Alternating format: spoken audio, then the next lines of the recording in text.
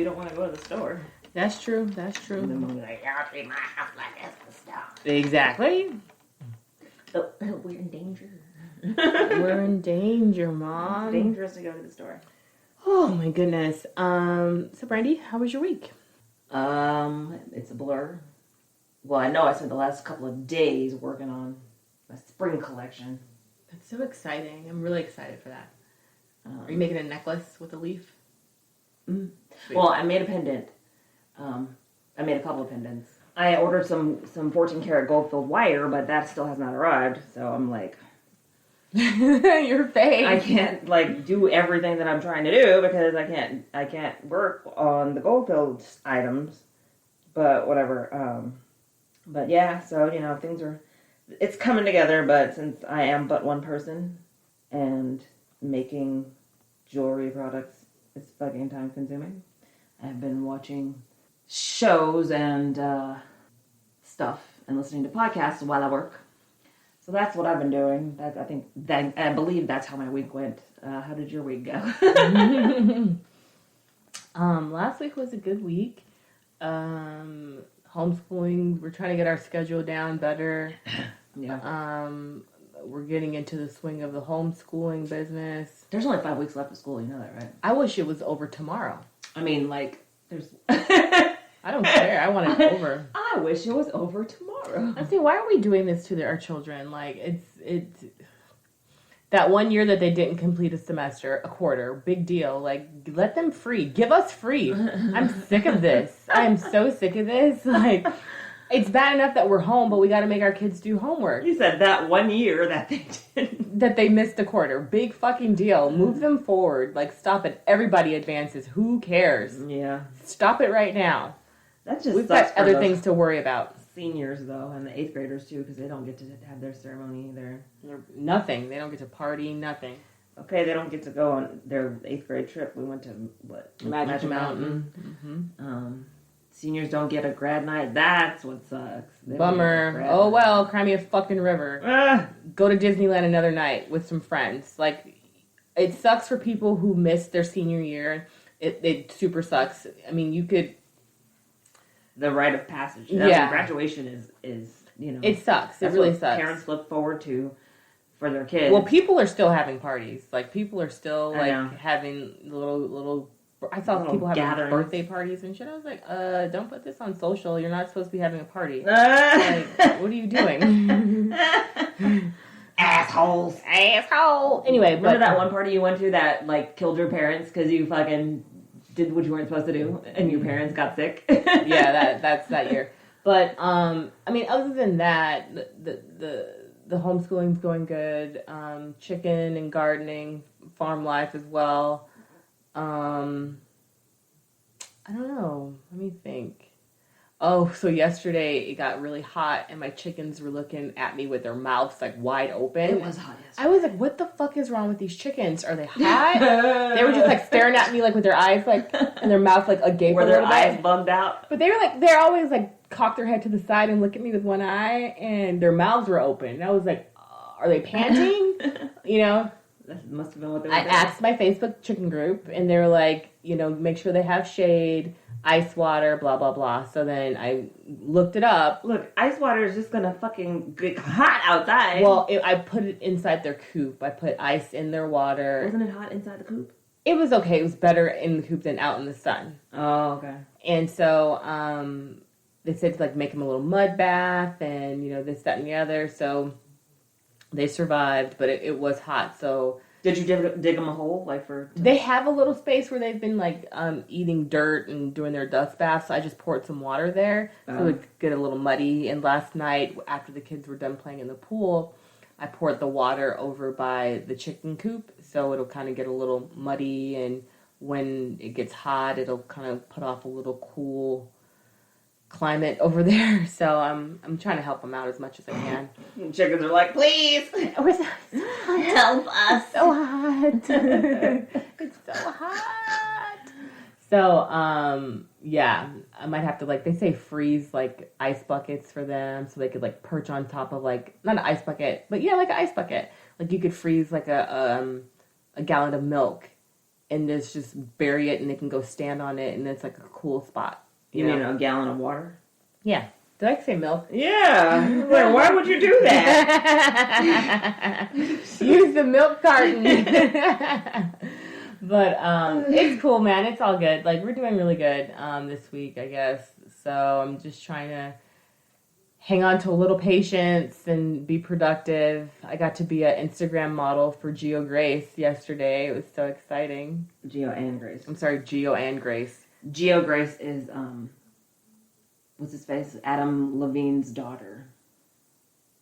Okay, well, that's what they named her. I got to do that. It was fun. It was like, ooh, all dressed up and nowhere to go. Kendall comes downstairs. She's like, where are you going? I was like, I'm not going anywhere. She's like, yes, you are. And I was like, no, I'm not. You look like you're going somewhere. Like, why do you look all fancy? And I was like, because I am. I took some pictures of my earrings for Auntie. Oh. I was like, that's all. Hair. Hey, Hater. Hey, Hater. That's hilarious. Anyway, so I am Sunny Hepburn. And I'm Brandi Fleeks. And this is Book of Lies. Of Lies. Bulb. The podcast. It's Bulb! It's Bulb. I will not stop saying that, by the way. Don't stop saying it. So, yeah. Don't stop. Don't give up. Why do they keep saying that? Because our name is Bulb. That's why.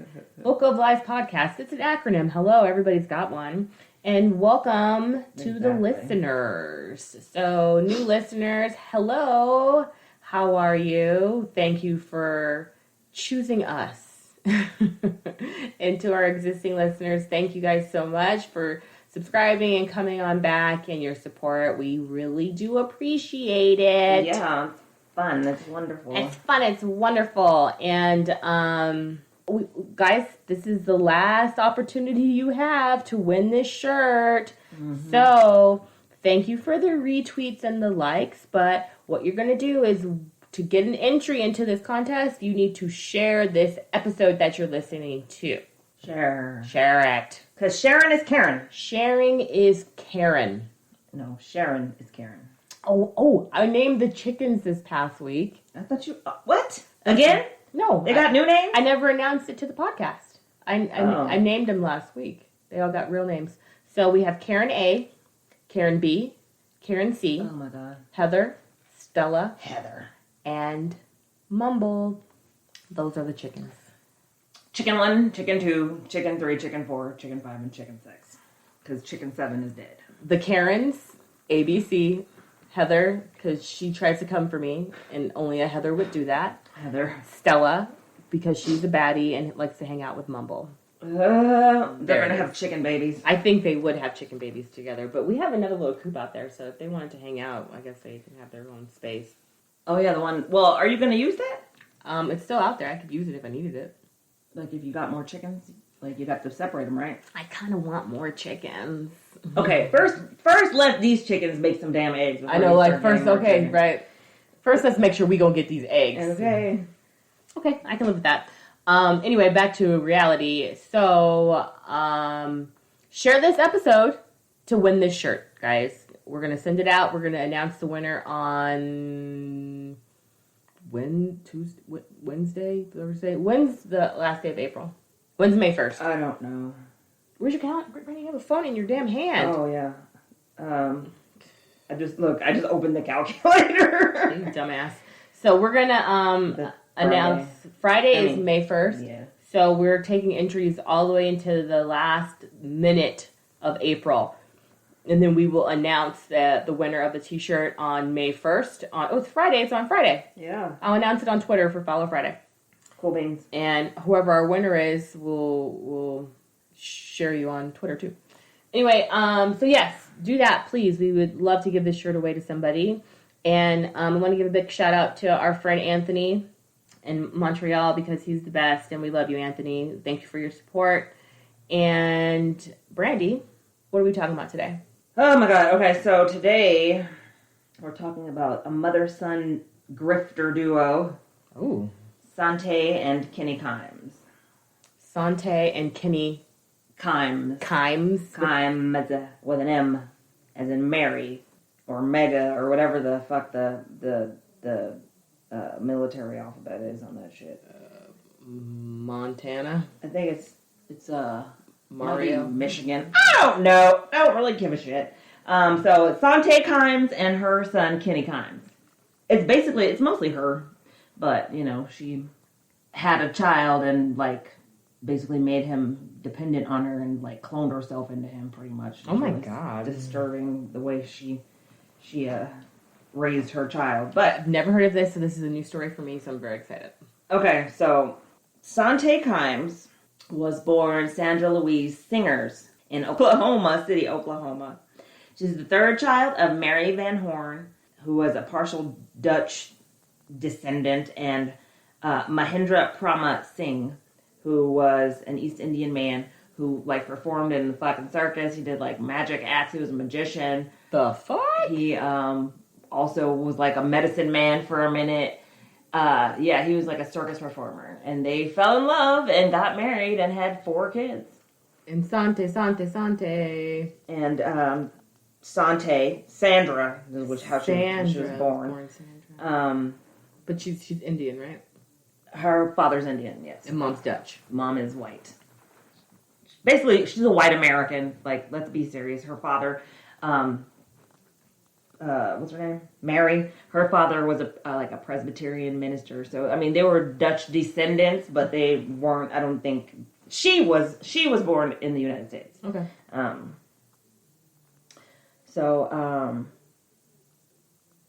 She had her younger sister. Her name is Retha Ashy Chick. Or maybe it's a Shay Chick. Let me see. Ashy Chick. Yeah, ASHEYCHIK. Ashy Chick. Maybe it's a Shay Chick or a Shay Chic. I don't know. If you know, let us know. But it was Retha. Ashy Chick. Ashy Chick. Retha, her sister Retha says that she was fucking evil. Whoa. Mm-hmm. As a kid. So they had 2 older siblings, an older brother and an older sister. Their father died when Sante was, I think, like 7 or 8 years old. Well, that's unfortunate. So the older siblings basically bounced. Like, they ran away from home. They left. The brother apparently was a little bit of a pervert and, like, would be, like, unnaturally close to Sante. Like, she would sit on his lap and his hands would be places they shouldn't have been, stuff like that. And after the father died and when he was old enough, he basically punched his mom in the nose and, like, took her fucking purse and bounced. What year is this? I'm sorry. She was born in she's old. She was old. Sorry. Because I'm like, who's punching their mothers in noses?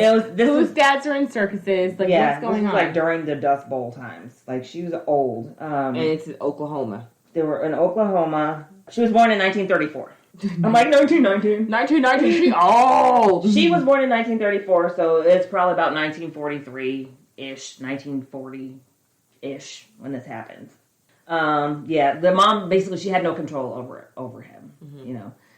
So when the father died, basically, there was no fucking, no disciplinary. No authority. Nobody he was afraid of. Right, and so he left, and then, like, after he left, the older sister when she got old enough, I think she got married and left. So the mom had to work. She was a housekeeper, and she had to work, so she would leave Sante and Retha alone, you know, to basically Sante had to take care of Retha. Mm-hmm.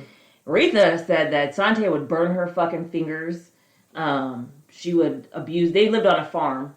She would abuse the farm animals. What? She would stick them with hat pins, the goats. She would stick the goats with hat pins in their hindquarters, as she put it. And then she would put fucking clothespins, like, on their testicles and, like, on their ears and shit. So she was crazy. She was fucking abusing animals. She's into people suffering. Pretty much. She would burn her sister's fingers. Like, she would light a match and make her hold the match till basically it burnt out on her fucking fingers.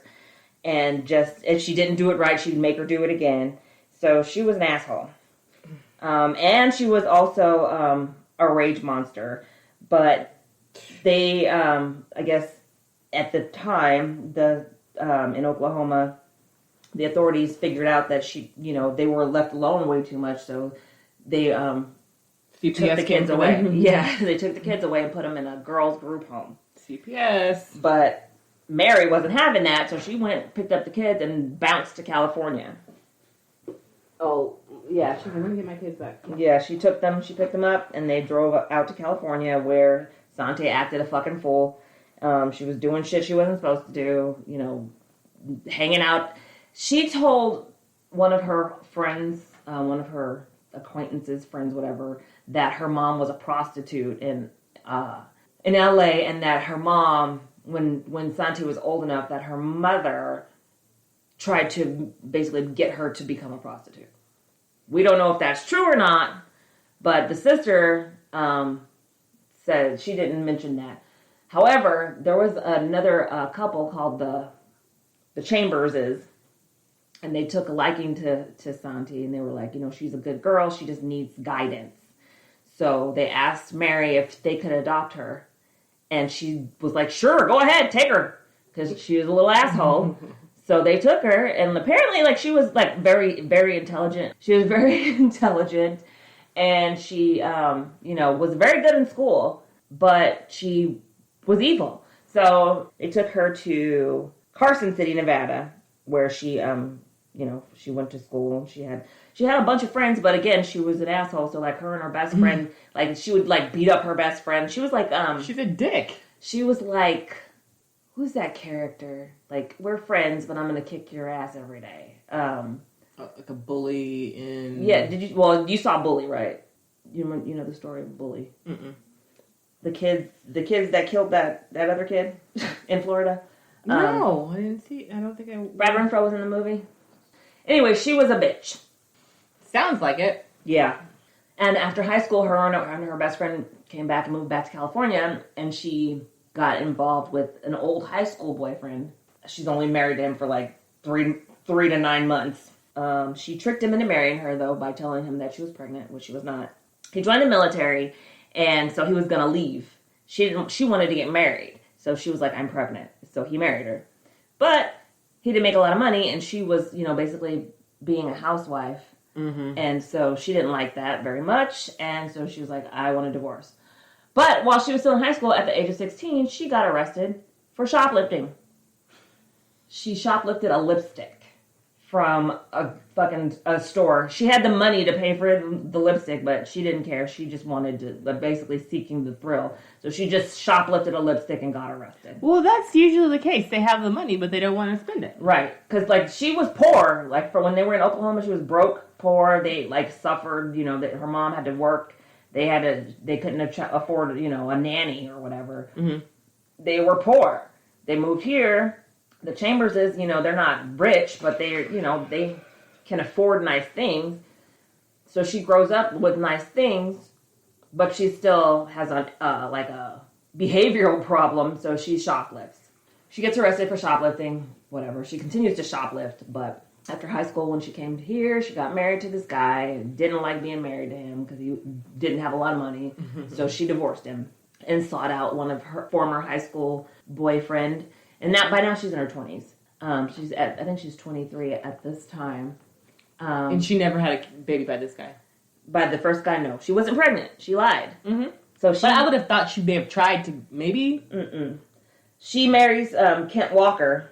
I'm sorry, that's her son's name is Kent Walker. She marries Ed Walker, her second husband, the one that she reaches out to after she divorces her first husband. When did she change her name to Sante? When did she start going by that? Because she's Sandra, right? Okay, so according to, if you hear her tell it, she was called Sante because that was the name that her mom was using when she when she was trying to make her be a prostitute. She changed it to, that it's an exotic name, Sante. Oh. Or maybe they already called her Sante. We don't really know because they don't say anything. But when she moved to Carson City with the Chambers, she changed her name. She started going by Sandy. So when she got married the first time, she was Sandy. When she got married the second time to Ed, she was going by Sandy. So Ed married Sandy. She became Sandy Walker. Okay. But she changed her name a lot, too. So, okay, she's hiding something. She's trying to be sneaky. Like, what? Yeah. But she's right now she's young. She's, in her 20s. Okay. 6 months after she divorces her first husband, she marries Ed Walker.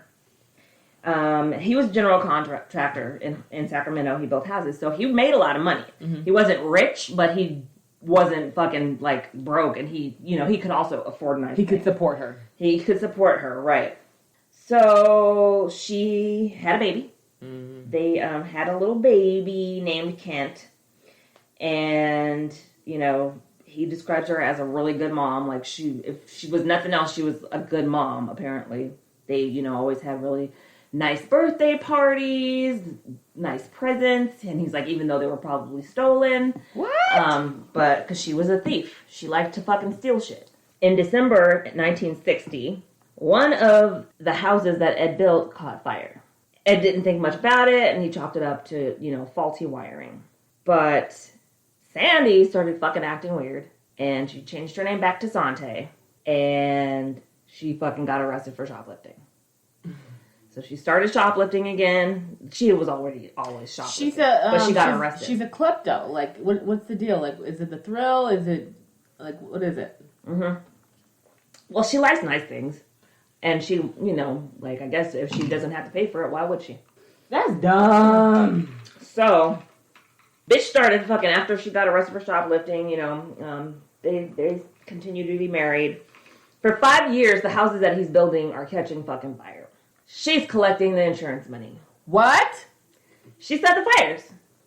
I know she set the fires, but how is she collecting insurance money? Because they're houses that he's built, but I guess nobody's living in these houses yet. So he's building them, and there's insurance, on the houses. It's not homeowners insurance, like fucking, I don't know, construction insurance. I don't know what it's called. It's probably some type of property insurance.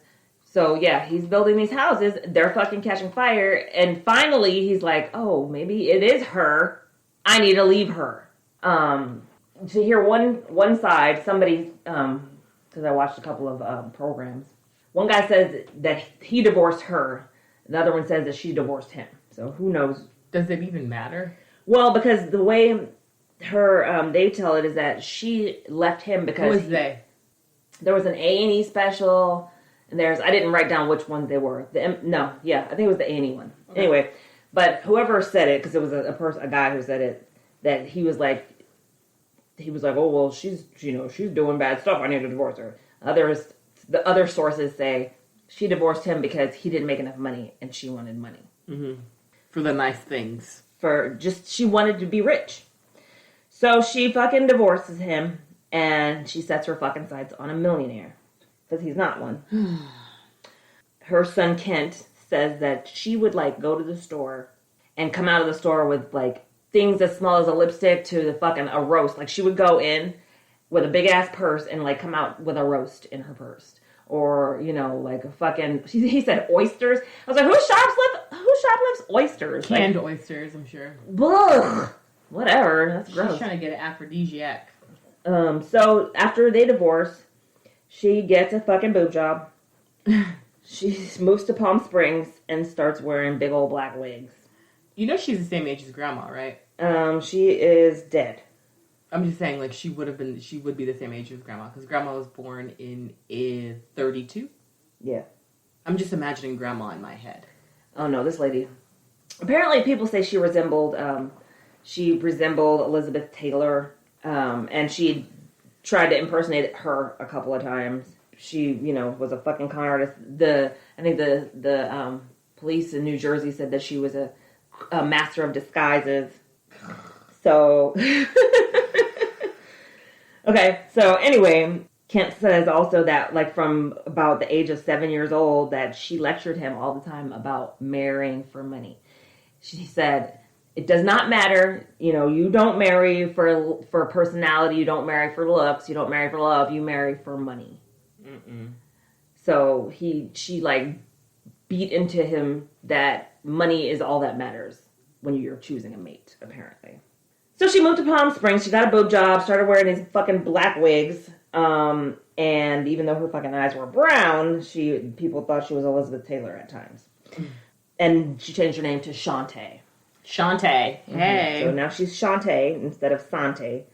Maybe that's why RuPaul was like, Sashay, Sante, Sashay. Well,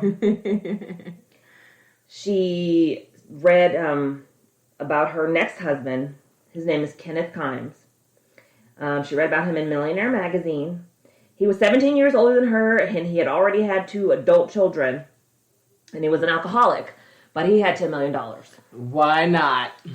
So she chased that fucker for a year. See, remember we were just talking about that stalker? This is what she did. Well, she chased him for a year, and she nabbed him. But he didn't marry her.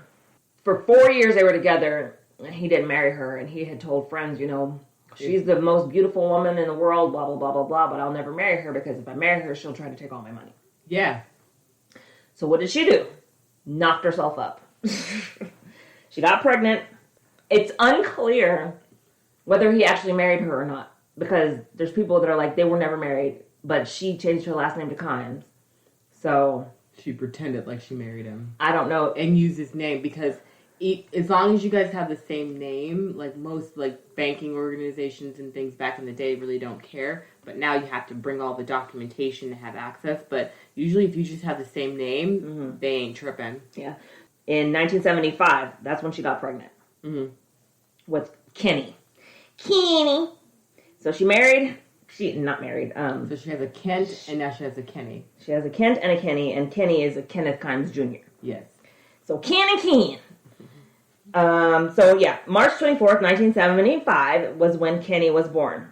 That year they moved to Hawaii, but apparently in Hawaii, it's like hard to find domestic labor, like, maids, butlers, housekeepers, whatever. But she manages to have a bunch of fucking maids somehow, right? One of her friends is like, how are you able to find these maids? Like, it's hard to find help in Hawaii. How are you doing this? And she's like, when I know you better, I'll tell you where I get them. They're my little slaves, and I love them. What? She has been going to Mexico and promising these women that she would pay them a lot of money, promising that they would be well taken care of, and bringing them to Hawaii. They're going through Los Angeles, through LAX, and going to Hawaii. She's fucking human trafficking. They're her fucking slaves. She doesn't pay them. They're not allowed to fucking leave the house without her. They're her fucking slaves. I guess they're allowed to eat because they're alive. Well, but she probably got them there. She took promises to this and that, and then they probably can't go anywhere, and they're stuck. They are not allowed to leave. She threatens them with going to the authorities and telling them that they're here illegally if they try to leave, if they try to go anywhere. They killed her. She also fucking abuses them. She fucking burns them with irons. She beats them with hangers. She fucking is an awful person. Was an awful person, but she's dead now. The shit that she was doing to her sister, she's doing to them. Because I'm wondering where that shit just doesn't stop from abusing animals. It's stealing money, shoplifting, and being manipulative. No, but now she has slaves because they can't go nowhere. They're afraid of being deported or being arrested because they're now here illegally because she didn't make arrangements to get them, fucking work visas or anything. She is human fucking trafficking. Oh my God. Meanwhile, her friends, she's like, everybody who's like involved in her life was like, oh my God, she's such a wonderful person. She's nice. She has the biggest heart. They love the shit out of her. But she's like a fucking demon inside. Oh my God. So, that's horrible. That's horrible. She's a demon inside. She is. She's awful. In a world of utter randomness, one podcast stood out from the bunch. And it was The Amazing World of Talkin' Shiz. Sorry, I had to clear my throat there. Yeah, it's just mainly randomness. And focus is definitely not being focused on at all. No. Our podcast is definitely no theme at all. It's literally random and talk about literally everything and throwing in random jokes at any given time. Yeah. We're on Spotify, Apple, and Google Podcasts. So go ahead, tune in. New episodes weekly. And we're international. International. Very, Yes. very well. So tune in. Follow us on Twitter.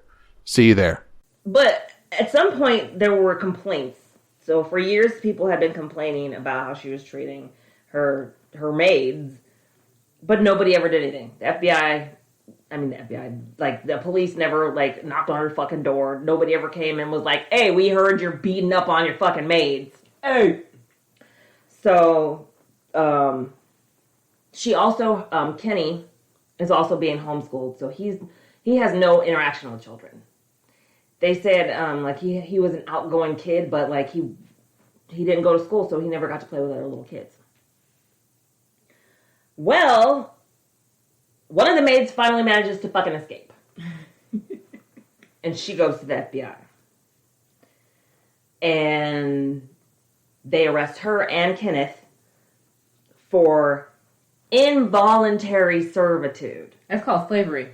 Yeah, but the charge is involuntary servitude. I was like, why don't they just call it what it fucking is? It's slavery. Human fucking trafficking. At the time, I guess they didn't call it that, but that's what that shit is. Taking somebody from their fucking country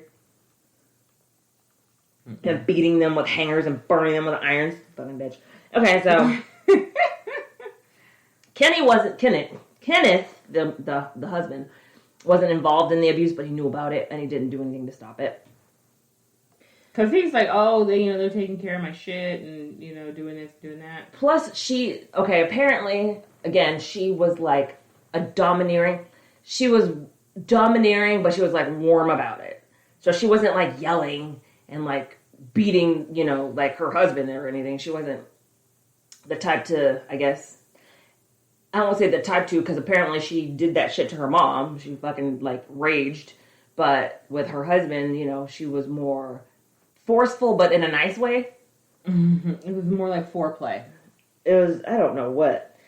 But they were arrested, both of them, and they were charged with involuntary servitude.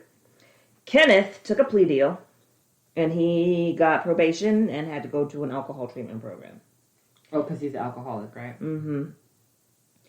He told the FBI that he knew about the abuse but didn't do anything to stop it. Sante was encouraged to plead guilty, and she was sentenced to 5 years in prison. Wow, okay. So she went to prison. While she was in prison, Kenny and Kenneth were, they were growing closer together. Kenny, his father fucking stopped all that tutoring bullshit and got him enrolled in school. So, is Sante the only one that goes to jail? Mm-hmm. No, her name is Shantae now, right? Yeah, she's Sante. They have an interview of her, of her, I guess, being questioned about this abuse or whatever. She's like, I never yelled at them.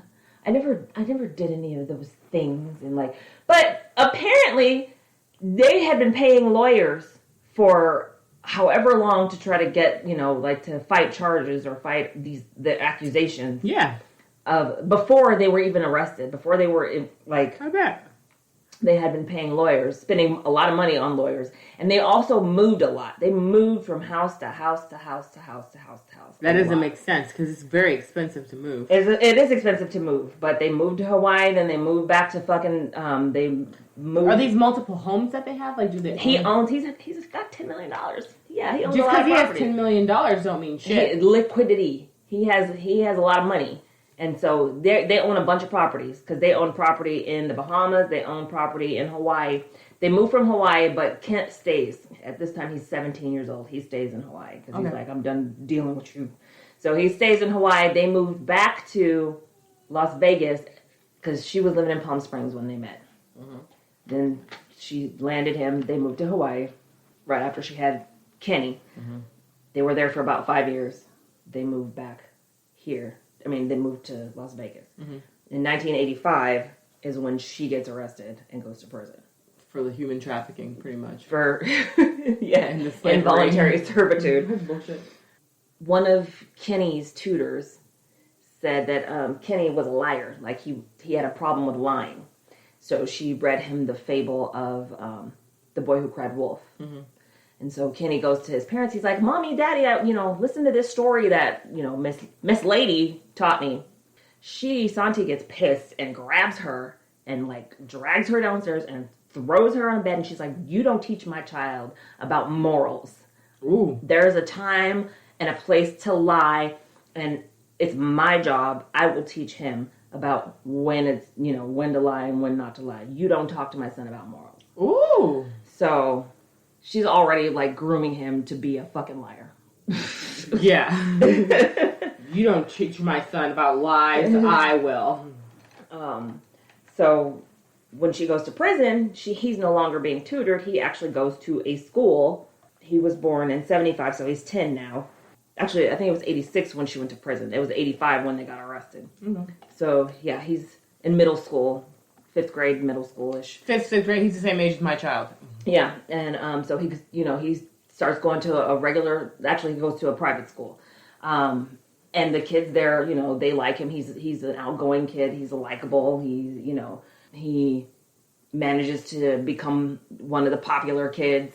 And, he's thriving outside of this weird tutoring situation because his mother doesn't want him to, be around other people, apparently. She just wants him to be with her all the time. Sante doesn't do all 5 years of her sentence. She gets out after 3 years. It's usually that. Returns home and upends their fucking world. She fucking disenrolls him from the school he's at, makes him cut ties with all of his fucking friends, and makes him go somewhere else, to another school. Basically, you're not allowed to be friends with these people anymore. And they're all like, yeah, she fucking ruined his life. So, he manages to still, be accepted to UCSB, UC Santa Barbara, mm-hmm. which is a fucking, a good school. The UC school, yeah. He goes to UC Santa Barbara for a year, but he lives in the dorms. He gets in a fight, gets kicked out of the dorms, but he has friends that he lives with, and they're like, your mom, they can see his relationship with his mom. Yeah, that it's basically toxic. Yeah. It's unhealthy, the way that their relationship is. Yeah. And they're like, you can't, he saying, I have to do what my mom tells me to do. And they're like, you need to get out from under your mom's fucking, And apparently they're rich, influence. too, so it's just Yeah, but she basically, she has this, authority over him. And it's all he knows. When she was in prison, he was learning to break away from that, but then she comes out and it's still... Fuck shit up. Right. So he goes home for Christmas break, I think, or spring break. Finds out that his dad is dead. Aww. The autopsy report is that he had an aortic aneurysm. But Sante is like, okay, she's telling in the corner, can you not release his death, can you not release his death certificate yet? Can you not release the autopsy? Can you keep this a secret? She fucking didn't tell anybody that he was dead for 4 years. Oh, what? What? Yeah. 4 years. People would be asking about him, and she'd be like, oh, he's good, he's in the shower, or he's here, or he's there. He had to go to Japan. She was making decisions on his behalf. She was trying to hide the fact that he was dead because a death certificate means that I don't have access to this stuff anymore. Because he did not leave anything to her or Kenny. His will only included his 2 older children from his first marriage. He never changed his will. Good. Again, we still don't know if they're married. True. Exactly. There's people that are they were married. There's people that are they were not married. So we don't even know if they're married. But he didn't will anything to Kenny and Sante. So they had nothing. She was like, we obviously need to do something to basically have some fucking money. We need an income. Kenny apparently was telling, his friends, some of his, college friends, that he was fucking, him and his mom were, selling Cuban cigars. They would go to Cuba, and they were, making these deals, and, his friends were like, what? That doesn't make any sense. There was a bunch of shady shit that started happening, in succession. So that's one of them. She tried to keep his death a secret for 4 years. So they went to the Bahamas where they had some property. Kenneth had some offshore accounts in the Bahamas. Okay. She took control of those accounts. Apparently, there was a a bank officer in the Bahamas. This Arab gentleman by the name of, his name was Syed Bilal Ahmed. Syed Bilal Ahmed. In 1996, they go to the Bahamas, her and Kenny. Mm-hmm. She's trying to get, the money from these accounts, and he's, suspicious. He goes to her house, and that's the last anybody sees of him. The banker? Mm-hmm. Mr. Ahmed? Mm-hmm. He goes, because they have property in Bahamas, so that's where they were. He goes to their house. Never comes back. And he's never heard of it from again. Bitch. The Bahamian authorities don't realize that, this until a couple of weeks later. And by this time, they've already left. Oh, my God. Oh, my God. So Jamal says it. His friend says, oh, my God. So, Mr. Bilal is missing. That's 1996. In 1998, they have an old family acquaintance by the name of David Kasdan. And I guess David had allowed the Kimeses to use his name on the deed of their home in Las Vegas. Mm. Now, his name's on the deed. Sante, as she's known by him. Sante and her husband, they lived in that house, but his name was on the deed. For some fucking reason, right? Well, she fucking takes out a goddamn mortgage against the house. The loan was for $280,000. He gets the bill, and he's like, I didn't fucking apply for a loan against this house. Yeah. And he gets the bill, he calls Shantae, he's like, what the fuck, bitch? Why are you fucking taking out loans in my name? What the fuck, bitch? Why are you taking out loans in my name? Well, he's like, I'm going to go to the authorities. I will expose you, whatever. I don't know what the conversation went. But his body fucking turns up in a dumpster by the it says the Los Angeles airport. I'm guessing it's LAX. LAX? I'm guessing it's LAX. She dumped his body at LAX? Her son's doing it. Somebody's doing it. Somebody did it. Big boy Somebody did it. Big boy did it. So they have this body. Then they have a missing person. Meanwhile, Shantae and fucking Kenny are traveling across the country back and forth. They go to Florida, and I guess she had a mobile home. So they go to Florida. She has a mobile home there. She calls a fucking... Leave that mobile home. Home in Florida. I guess it's an RV. I don't know what it is. I don't know. But she... I guess it's an RV. She contacts the RV dealership. She's like, I'd like to trade this one in. I want a new one. Okay. You come pick this one up, drop off the new one. I will pay you the difference. They're like, okay. They do this. She writes a check. A couple of days later, the fucking rubber is apparent on this fucking check. The check bounces from all over the place. She fucking cons somebody out of a goddamn RV. They're back in fucking LA for some reason. They have a car dealership that her husband used to get cars from. They apparently liked to drive Lincolns. So they get the owner of the Lincoln dealership. She wants to fucking buy a Lincoln. She wants to trade in her Lincoln. She wants a new one. She does the same fucking shit. But this time she's in LA. So she's telling him, can you please deliver me this, deliver me the Lincoln. I will give you a check and we'll call it good. He's like, okay, because again, he'd been dealing with these people for years. Right. He doesn't know that freaking Kenneth is dead. Yeah. He's like, how's Kenneth? She's like, oh, he's doing great. He's like, oh, can I talk to him? She's like, oh, he's taking a nap right now. In the earth. Kenneth. Yeah, so the car is delivered to him. I guess the driver is like, hey, is Kenneth around? He's like, oh, he had to go to Japan. She's like, oh, he had to go to Japan. Mm-hmm. And the dealer guy's like, what? What? How does that make sense, right? The fuck are you talking about? It's a Rona. You can't go anywhere. But, so, she fucking manages to, I guess, dupe him into thinking that Kenneth went to Japan. He gets back to Cedar City, trying to verify that this fucking check is good. The bank's like, nope, that check is garbage. He calls her. She's like, oh my God, I'm so embarrassed. I gave you the wrong check. I will send you the correct fucking check. Nothing ever arrives. By this time, he's like, okay, cool. He calls his friend, who is a fucking not a private investigator, who is an investigator with the freaking police department in Utah. They're like, okay, well, this is what we'll do. We'll get you, we'll set up a situation where you can repossess your vehicle. You just have her meet you wherever, and you can take your car. Right.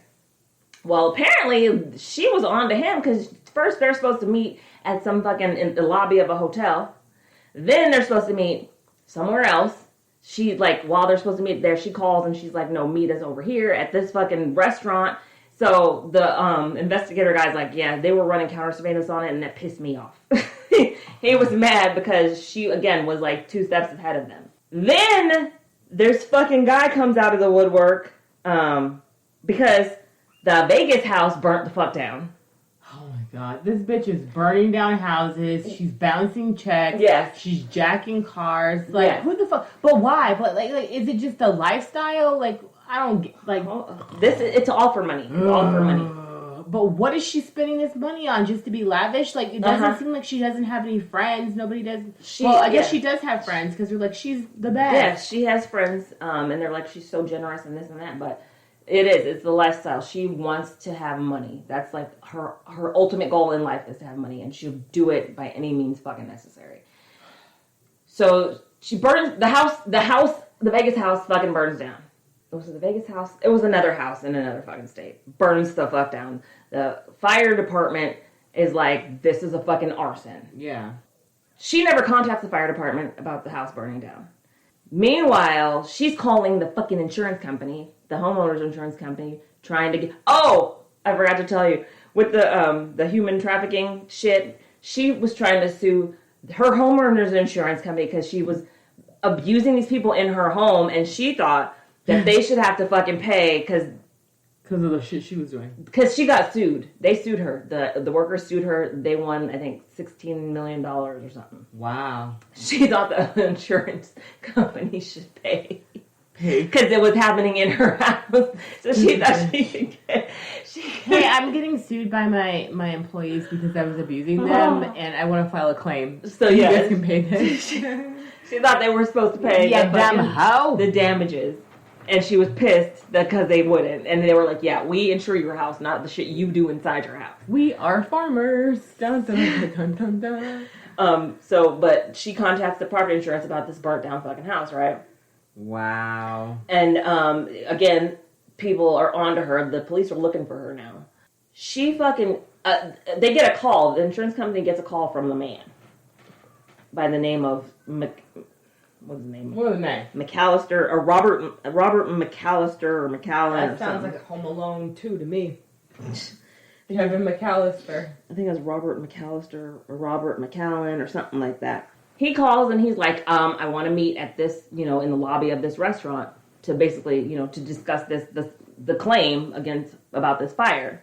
And they're like, okay, because his name was on the house. Robert McAllister? Yeah, McAllister, McAllen. I don't remember what the last name was. This was, I was binging these programs, and new people started popping up. I was like, oh shit, there's more? Who's this motherfucker? Yeah, so, they're trying to figure out who the fuck this guy is, because his name is on the house. It's on the insurance, it's on the house. Come to find out, this guy is a homeless man that they basically fucking kidnapped and forced to work for them. He was like their fucking little manservant. You fucking kidding me? He reported to the police that they kidnapped him and they held him fucking hostage and made him work for them for free. It was Kenny and fucking Sante, Sandra, Sandy, whatever she calls herself. Human trafficking has been going on for a very long time, guys. Basically they lured this guy who was a homeless man in, I guess promising him food, money, whatever, and he didn't pay him shit, but forced him to indenture himself to them. What?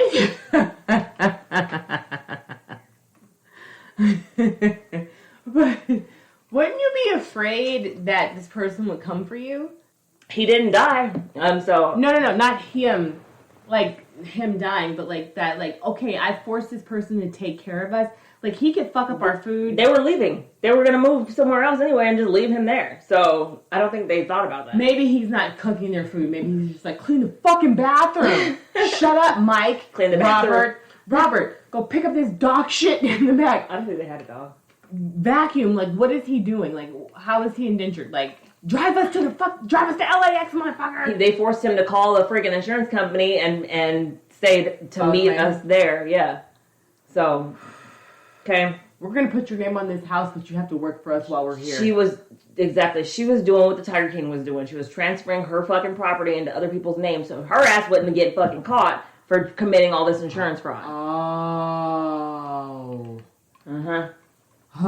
So this is insurance fraud. Mm-hmm. This is people fraud.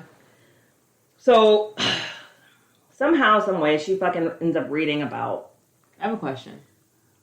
Do you think Kim Jong-un is dead? Who? Kim Jong-un. Kim Jong-il? Un. Why would he be dead? The Korean leader? The little boy. Yeah. Why would he be dead? Because he had like a botched heart surgery, and TMZ posted yesterday that he was dead. I didn't read that. I had no idea about that. So yesterday TMZ reported that he was dead. Good, hope so. Today, Korea's like, no, he's not dead, he's alive, he's fine.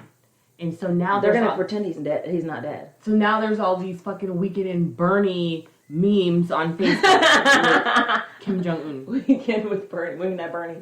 It's because I was like, this is cruel because like I didn't see that they were reporting that he was alive still. Mm-hmm. So I was under the impression that he had passed. So then when I go on Facebook, I was like, why am I seeing this? This is so rude. I go and look it up, and so South Korea is like, no, he's fine. He's relaxing. No one's seen him since my birthday.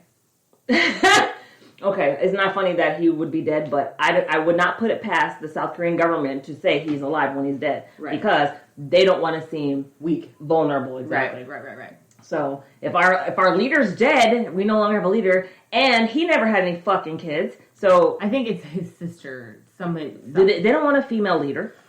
Brandi, girl, it's a patriarchal society where women can't fucking own shit. They can't have shit. You can't rule shit. Mm. So we need to come up with an imposter. Yeah, that's or we're gonna have to appoint someone else, and heaven forbid the person that we appoint make us a fucking democracy. You know what I'm saying? Yeah. So yeah, they're gonna if he is dead, I would not put it past them at all to install an imposter or, because there could be a coup. So, you don't know. Yeah. So, no, I saw the post, and Jamal was like, Jamal broke the news to me yesterday, and he was like, because I'm like, why would he be dead? Kim Jong-un is dead. I was like, who reported this to you? Look it up. And he was like, it came from TMZ. And I was like, I guess it's real.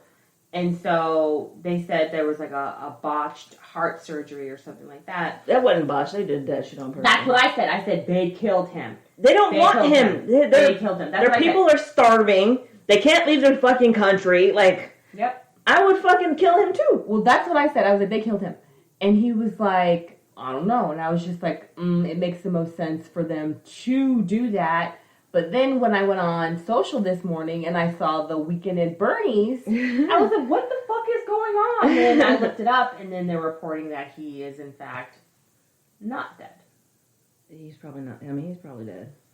But yeah, the Korean press is run by the Korean government, or the South Korean press is run by the South Korean government. Yeah. So they put out what they want to put out. Everything they put out is propaganda. So yeah. He did. Okay, so anyway. Sorry about that. I'm glad I broke the news to you, so maybe you could... I had no idea. Yeah. Because, again, I was working. I was making jewelry, bitch. All this shit is going on. People are looking for her. They're looking for Sante. They're not looking for Kenny. They're looking for Sante. Because Sante is the one. Sante, Sandy, Sante. I'm telling you, this is where RuPaul got his material. You're so funny. Well, this RuPaul came out before her. He came out before her. But she's been around for a long time. I know, but we didn't learn about her. We didn't know her name until 1998. And I'm saying this is where he got his material from. That song came out in like 1990. What I'm saying is she was up to some shit. In Palm Springs. And what happens in Palm Springs, there's a lot of, the gays are out there. He's from New York. They've got the flags. Is he from the South? She was a Liz Taylor lookalike. Oh, I'm Sante. Wait, what? Shantae? No, Sante. And then she's like, okay, I'm going to change my name to Shantae. I'm just saying, maybe they had an interaction. Rue, what happened, though? Like, where'd you get that from? Oh, girl, they crashed a party. Like, they were party crashers, her and Kenneth, before she got married, or before she had Kenny. Mm-hmm. They were party crashers, and, like, so they would just, like, get dressed up and, like, find a party. They fucking crashed a party for Gerald Ford. See? Like, what the fuck? Like, she managed to convince that... she probably sashayed in there. Sashay Shantae. She convinced the Secret Service that her husband was an ambassador.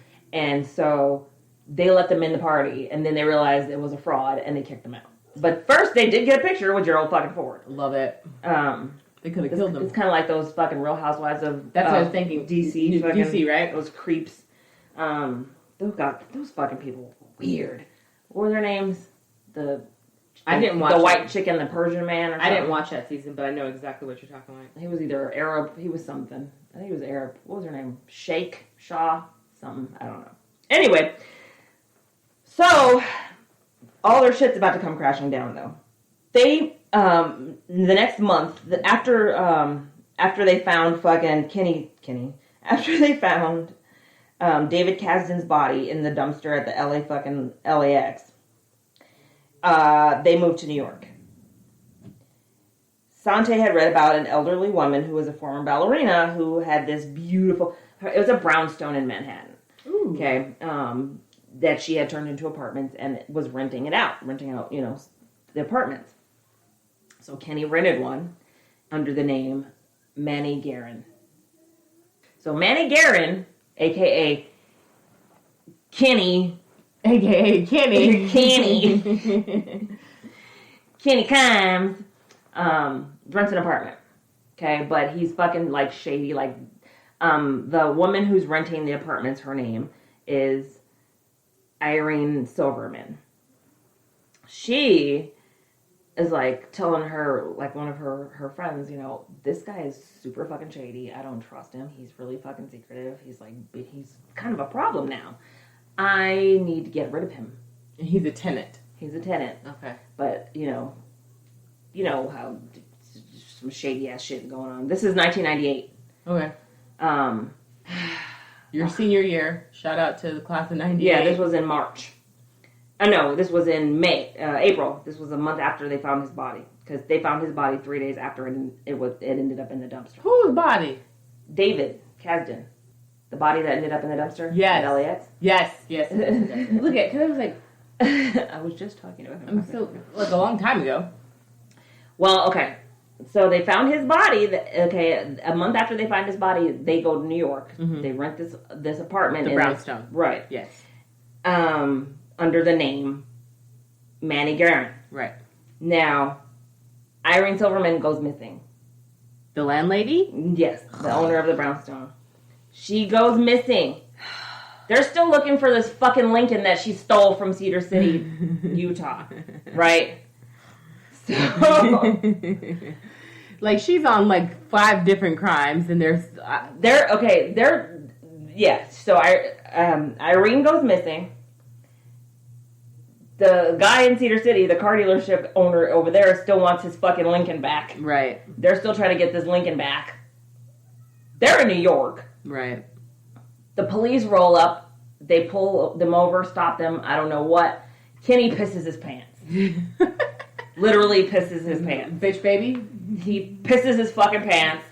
They search the car. They find documents with the name Irene fucking Silverman on them. They find an ID. All these documents claim that fucking Sante is Irene Silverman.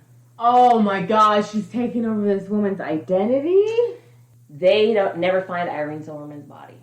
The plan was to go get rid of Irene Silverman and still... The brownstone is worth $10 million. Uh-huh. Basically, go transfer the deed of the fucking brownstone into Sante's name. So she's going to pretend to be Irene Silverman, transfer the documents into her name, Sante fucking Kime. Get the money. And eventually sell the property.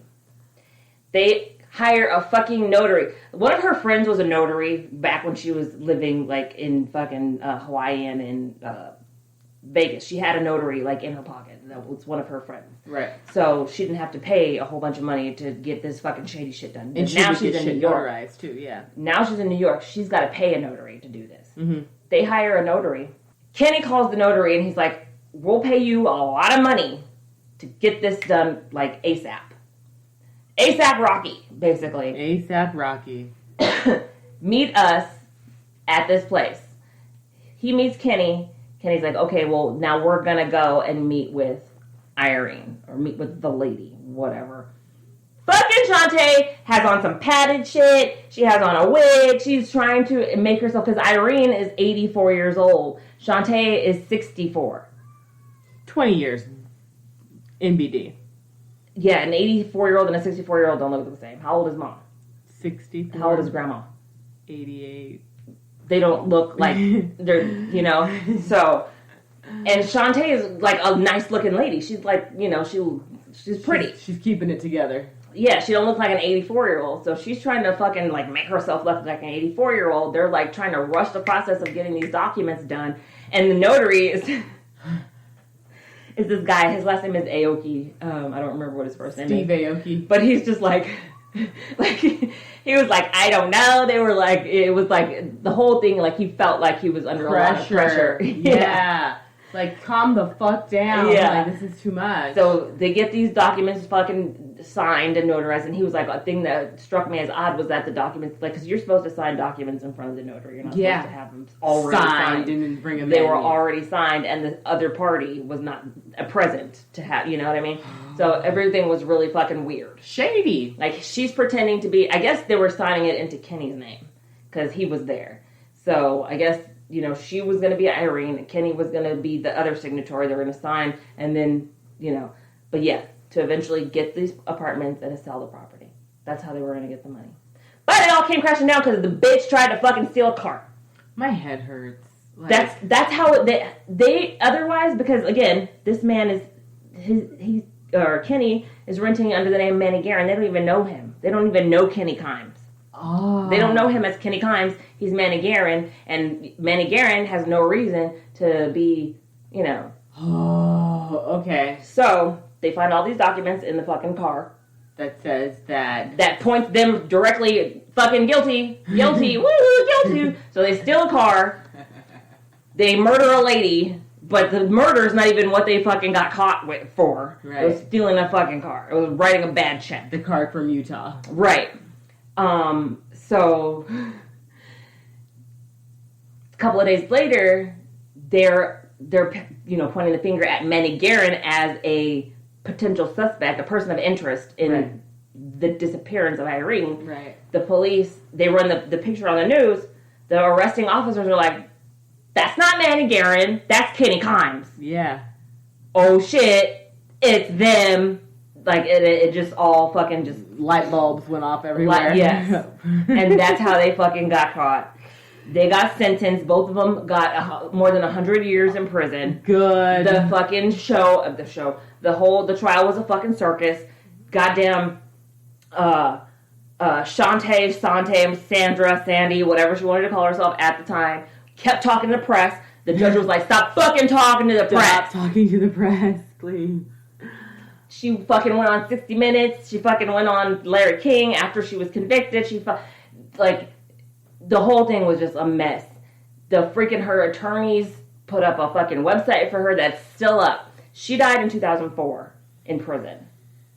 Whew, and her website is still up. It's still being run by her attorneys, but it doesn't really have anything on it. What does the website want? It's just giving. It was a support for her website, but now it's just like it's a picture of her and that's it. Like, and it says like some nice shit about her. I got a bunch of websites still up, and I say that because I used to work for a company and we sold websites. And I got a bunch of free ones, so I got a bunch of them up still. I don't check on them. Like, check out noshirts.net. Tell me if it's still up. NoShirts.net. Let's look at that real quick. I forgot about that. Guys, it was the best website ever. It was just a bunch of people with no fucking shirts on. Bunch of dudes with no shirts. Bunch of nice objectification of men out in the universe. I was making balance. Trying to balance the world. Trying to balance the world. That's insane, Brandi. This is stressful. This bitch was crazy as fuck. She was doing the most dirt ever. Just to live lavishly. Mm-hmm. Pretty much. But she was always on to the next hustle, I felt like. She was always like... It wasn't even a hustle. It was just like a straight up fucking grift. Like, I'm gonna go and try to steal my husband's money from the Bahamas. Oh, the fucking banker found out that I'm lying and I'm gonna kill him. That's... So, Kenny admitted to killing... Good. Bilal, Ahmed. The guy, yeah. He admitted to killing him. He admitted to killing David. And they pleaded guilty to killing Irene. So, yeah. They were never tried for killing, his name Ahmed Bilal? No, his middle name was Bilal. Last name Ahmed. The first name was something. Syed Bilal Ahmed. Syed. Yeah, in the Bahamas. So, yeah, they fucking killed 3 people. All to fucking try to be fucking socialites. Pretty much. Joneses. Oh my god. Because all she cared about was money. And her kids. And Kenny. Because Kent was like, I'm out. Kent's like, fuck this bitch. She's crazy. But she wasn't bag of cats. She wasn't, isolating him from the world like she was trying to isolate Kenny. She was trying to manipulate Kenny because Kenny's an heir of that money. Nope, not in. Well, he was. She thought he was. Oh, yeah, because he wasn't in the will, right? Mm-hmm. She was like, son of a bitch, I gotta use this kid in some shape, way, or form. She basically taught him to do her own, like, the same shit. But the thing, even Kenneth, though, Kenneth was, like, paranoid. Kenneth, He pissed himself, right? No, Kenny pissed himself. Kenneth was her husband.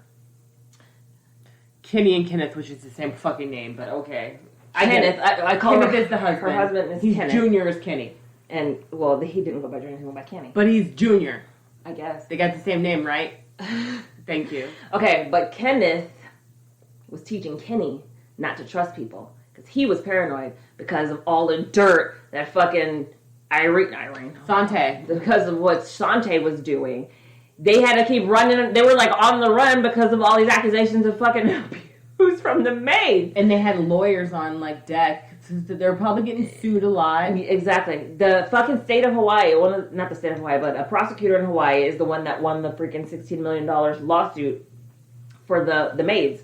So, the whole, he, like, had grown paranoid, and, like, again, he didn't even want to marry her because he knew she would take his money. Mm-hmm. He didn't trust anybody when it came to his money, and so he taught his son not to trust anyone. And so, Kenny also didn't really trust anyone, and that's the life they fucking led. He's in prison. He ain't never getting fucking out. And she's dead. How did she die? It doesn't say. It just says she died in prison. Let's see.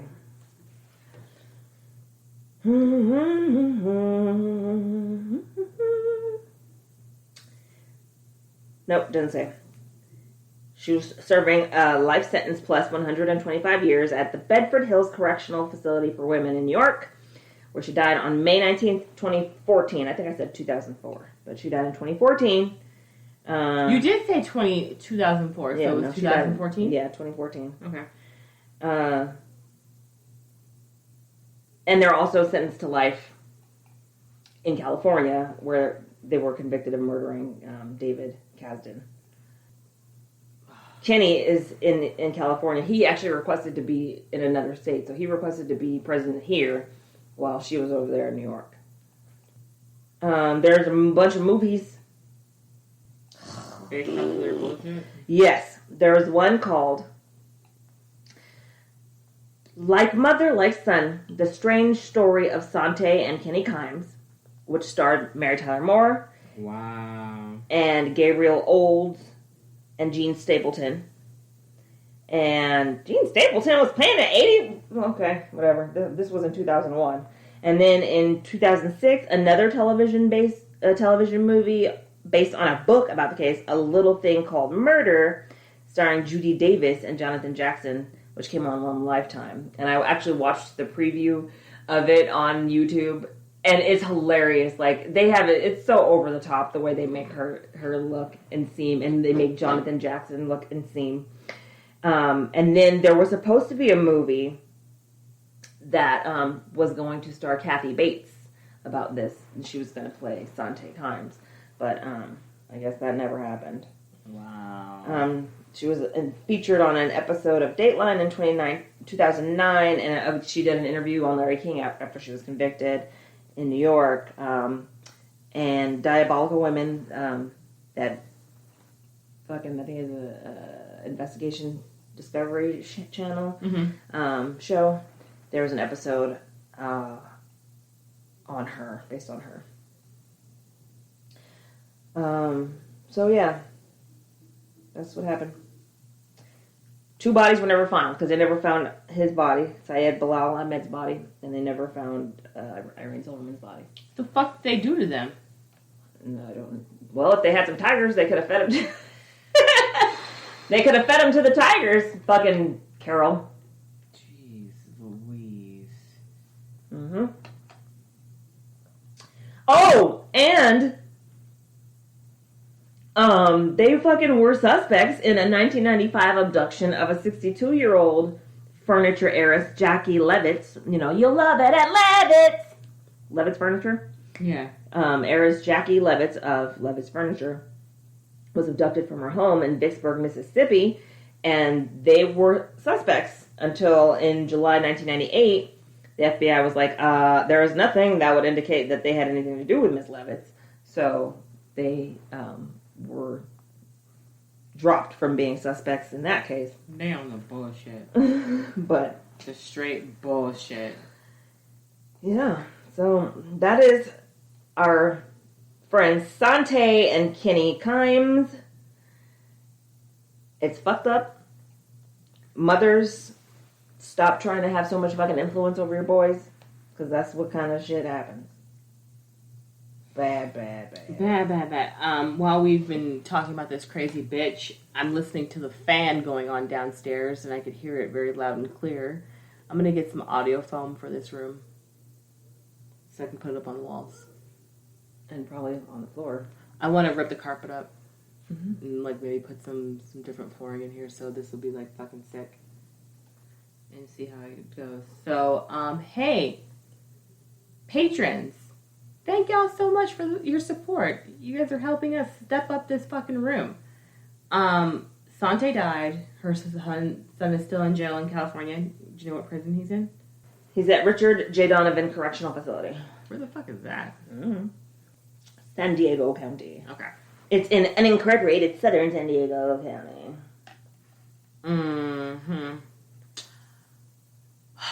Medium to maximum security.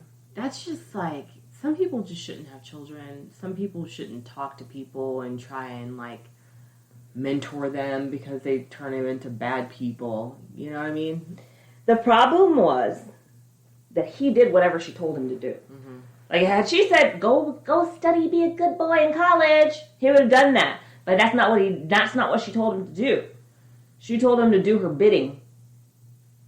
He was in college. He had to move back home after his dad died. That's what fucking sucks. Like, just stupid. Stupid! He's stupid.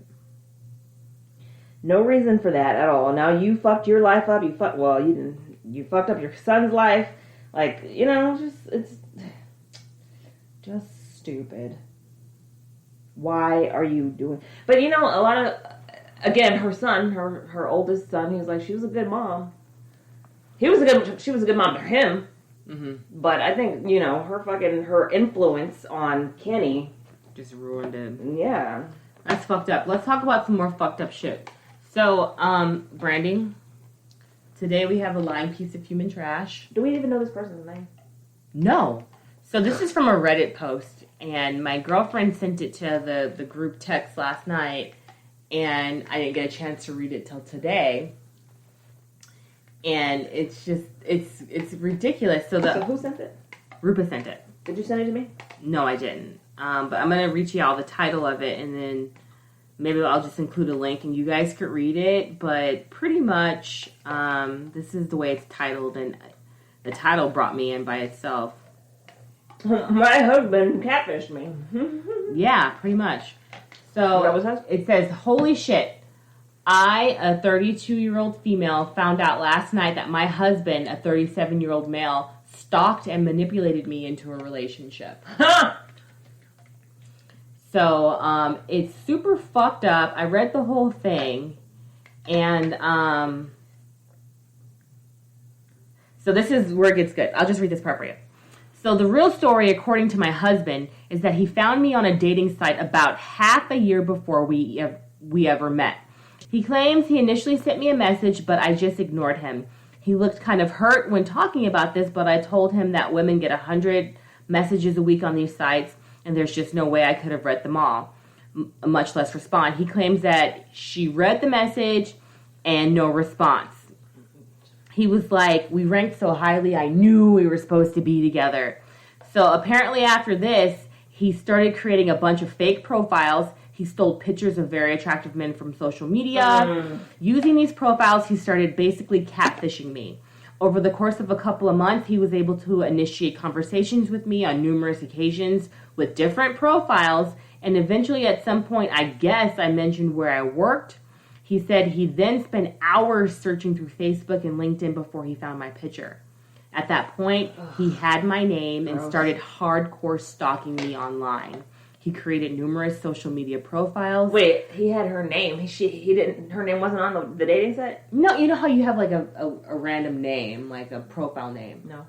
Well, yes. Because when I used to be on the dating sites, it was just my name. It was my first name. It wasn't my last name, but it was my first name. Well, yeah, but some people like when I was doing it, my name was not on there whatsoever. Oh, okay. I'm rare. No, I'm just kidding. You can find a Black Sunny anywhere, like with an I, like, come on, you can find me. Anyway, so he created numerous profiles, some of which I accepted as friends and followers, so he was then able to stalk my life. After a couple of months, he started stalking me in real life. He started going to hang out at the bar we always went to after work. He befriended her coworker. Her coworker worked in IT, just like her quote-unquote husband, Dave. That's the fake name that she gave him. Dave. Mm-hmm. So this went on for like a month. He then started trying to hit on her. And who fucking cares? He's a stalker. I'm going to leave the link, and you guys can read it. Like, this is insane. He stalked her. He manipulated her. He created accounts. He paid people to go on dates with her and to, like, crush her dreams. This guy is a lying piece of human fucking trash.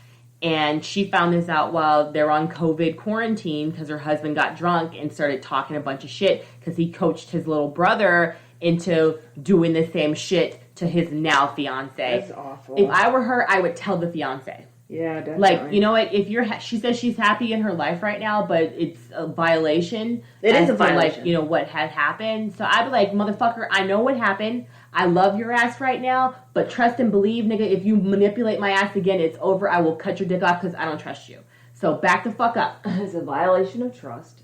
And it shows what a piece of shit he actually is. Like, yeah. I don't give a shit how well you support me, support us, pay our bills, whatever it is that you think you're doing. At your core, you're a fucking rotten apple. Yeah.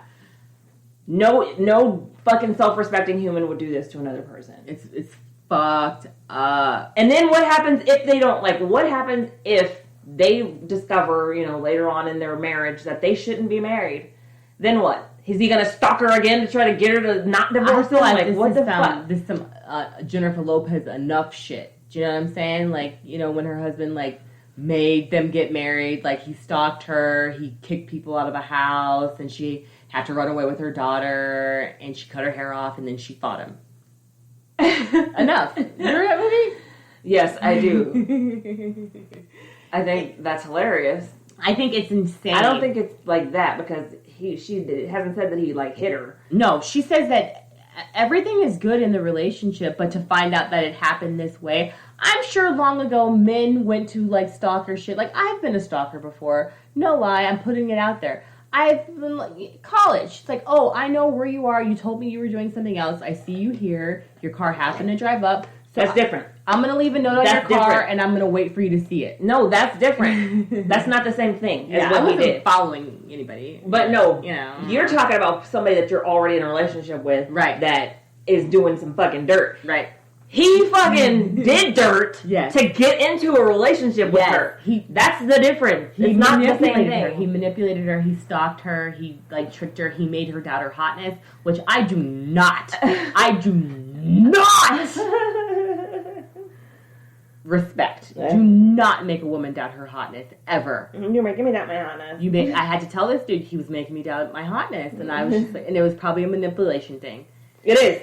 A lot of guys will do that. They give backhanded compliments to women who might be a little insecure about their looks, even though they're gorgeous. But they might have some insecurity about, oh, I think my nose is too big. Yeah. Or, oh, I think my chest is too small. And usually they're like, oh, I usually like women with big boobs, but you're pretty. You'll do. Like, what the fuck? You motherfucker!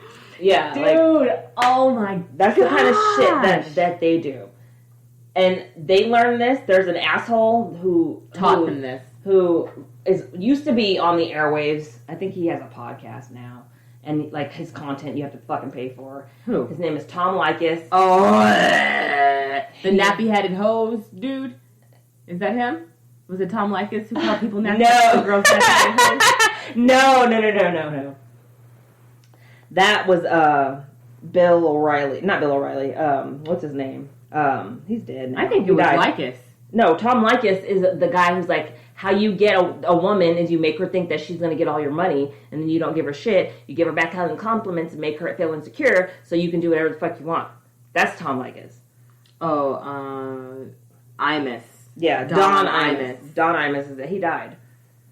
Well, he was the one who just described the Rutgers University basketball team as nappy-headed hoes. Yeah, no, not him. Eat a dick. Well, he's dead, so yeah, he died. Maybe he's eating dicks.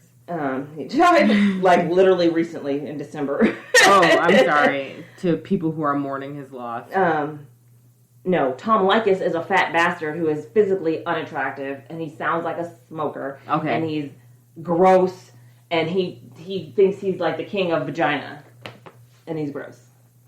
Oh, I see him, Tom Likas. Yeah, and it's. What does it come up as likes on Tom Likes on Google? It's Leykis. Yeah. He's gross. I used to listen to him. I feel like you brought his name up a couple of times. Yeah, I used to listen to him back in 2007 when I was working in Northridge, and I could only get a couple of stations inside of the building, and he was on talk radio. It was 98.7. Not 98.7. Not 98.7. And it was because it was Adam Carolla in the morning, and then Jamie, I said Jamie, good Lord, not Jamie, Frosty, Heidi, and Frank in the afternoons, and then Tom Likas would come on in the, like, for the drive home. And, like, he used to just say, like, the most disgusting things about women, and there was all these dudes kissing his ass, calling the station, kissing his ass, talking about how they fucked over all these women, and it was just disgusting. And I was like, the only thing that I agreed with at the time was that people shouldn't get married, you know, especially like young people shouldn't get married. But that was about it. Everything else was just like I was listening. It was like I was eavesdropping on a disgusting bar conversation. Yeah, among a bunch of dudes. Woo! I'm glad that's over. Well, he's the reason that they're no longer on the air. They had the option to either take a pay cut or the station would be sold. And he didn't want to take a pay cut, so everybody lost their fucking job on that station. Fucking asshole. Yeah, pretty much. Freaking asshole. All right. Well, we haven't given y'all a lying piece of human trash in a while, so there you go. I'll include the link in the show notes, so check it out. Maybe I'll even put it on the website because this is interesting. Brandi. What? What's your thumbs up for the week? I had one that I was thinking about before the this week. What was it? Verzert. Oh, Quibi. So, Quibi. I'm sure, or maybe you have, maybe you have not seen the commercials for Quibi. It's an app that you download, and I'm giving them a plug, even though we don't fucking sponsor. We're not sponsored by Quibi, I don't believe. Quibi, give us money. But the read is sponsored by Quibi. Quibi, sponsor us. Okay, so Quibi is where you can watch shows for, they're all the little, like, less than 10 minutes. There's one with Anna Kendrick called Dummy. There's one with Nicole Richie called Nikki Fresh. There is a show with Christoph Waltz and Liam, what's his face? Thor's brother. Liam Hemsworth. Called, I think it's called The Game or something like that. It's kind of a suspense show. Oh, Idris Elba has his own show on there about him driving cars with a race car driver guy or a stunt driver guy. Mm-hmm. They're all like 10 minutes or less snippets of, not snippets, but they're actual episodes, and they're pretty good. And right now Quibi's giving away a 90-day free trial, so you get to watch the I think I'll get that, but you can only watch it on your phone, right? I have not checked my streaming device, my Roku, or actually I haven't checked my Amazon Fire Stick either, if I could watch it on there. But you can watch it on your phone, your iPad, any fucking tablet that you have. You can probably download the app. I have downloaded it to my Android and to my iPad. So it's pretty fucking interesting. And it's hilarious. I've been binging the Dummy, the Anna Kendrick show, but they only give you like 2 episodes a day. So, but it's funny. Like there's some shit that on there that you're just like, what? Titus Burris. I like Titus. He has his own show. His is a reality cooking show. What's her name? Nikki Gleisker? Nikki who? Kiki Palmer. They brought back Singled Out. It's on there. She's the host. So there's a lot of interesting shit. And if you have 10 minutes to watch a show, if you're sitting in the parking lot waiting for some asshole to come out of the store, whatever, give it a whirl. It's hilarious. All right, cool. It's entertaining. What's your thumbs up? What's my thumbs up for the week? I wanted to go see the Poppies. I do too. Poppies. Your thumbs up is that you want to see the Poppies? I want to go see the Poppies, so we're gonna drive out to 90th and 90th West and go see some Poppies. But I don't know. Brandi slept in her bed last night all night long. Like I popped in on her at 7 in the morning, and she was in the same place I left her last night. And I was like, oh my God, thank you, Jesus. Okay. Thank you, Jesus. I needed this. So I'm just trying to really reinforce her sleeping in her bed, her taking her naps in her room, because she gotta go. Yeah, Gracie won't do it. No. I have to go in there and lay in the bed with her and rub her back. Well, that's what I did last night. I got her to sleep in her room by herself. But then I wake up at 3 o'clock in the morning and she's in my bed. Usually that, but I coached her through it, and I was like, stay in your room. You're such a big girl. Tomorrow we're going to have a lot of fun. I'll give you a chocolate. Just stay in your room. Oh, wait. A melatonin chocolate? No, chocolate kisses. She did have a melatonin last night, though, on the railroad, because it helps them, sleep through the night. It does not put her to sleep whatsoever, but it does help her stay asleep. Yeah. So, I need to get some of those. I need to order some more, because I have, 2 more. And so... I've never used them, but, I've tried melatonin for myself. Kendall likes them. Kendall takes them, she's like, is this going to help me go to sleep? I was like, sure. She's like, okay, thanks. And eats it. Nah. So, I'm good with that. I'm just I really want to build a pond in the backyard. Jamal's like, no. And I'm like, shut the hell up. Why? I want a pond. Why is he saying no? Because IGI says he wants to say no, and then when he does it for me, he wants to act like it's a surprise. Is that what happened? Can he help us with our backyard? I want a pool. Nah, he's not digging a pool. But I watched a YouTube video of these people dig a pond, and I feel like we could do it. with a little professional house. Lining, cement, and all that Lining, shit. holes, rocks, flutters, and I want to do like a waterfall because I want to hear like the noise, the ambient noises and stuff. But I really think we could make it happen. That will attract mosquitoes. It will, but I think it'll create like a little microclimate, and I would have like tropical plants around there. You would put them there? Yeah. I was like, they're not just gonna grow. They're not gonna, I can plant them, and then the temperatures would like, will allow them to survive because, you know, the humidity and stuff like that. So I really want that to happen for us, guys, so pray for us. So, hey, if you guys have listened to this podcast so far, thank you so much for listening, and thanks for sticking with us, and thank you so much for your support. So, if you enjoyed this episode, go ahead and leave us a review or subscribe and come back. We really do appreciate you, and thank you so much for listening. You can always visit us online at www.bookoflifepodcast.com. We have a blog, and Brandi's putting up some good shit, so check it out. And I'm Sunny Hepburn. And I'm Brandi Fleeks. And this was Book of Lies. Bulb. The podcast. Bulb.